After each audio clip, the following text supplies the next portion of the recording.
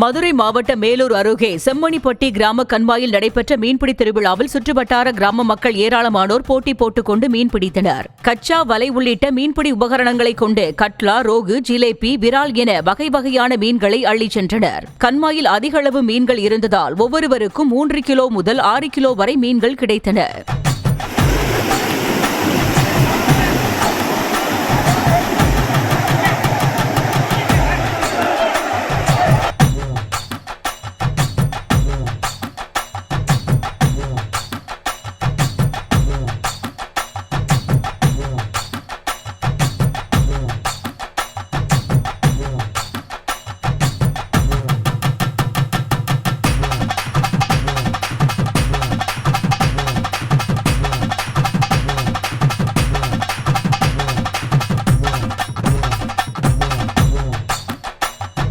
செம்மணிப்பட்டி கிராமத்தில் பாரம்பரியமாக விவசாயம் செழிக்க வேண்டும் என்று எப்போதும் வருடம் மீன்பிடி திருவிழா நடைபெறும்.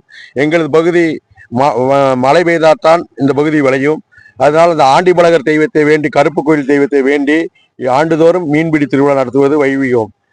மீன்பிடி திருவிழாவில் ஏராளமானவர்கள் கலந்து கொண்டனர். பெரிய பெரிய மீன்களும் பிடிபட்டது.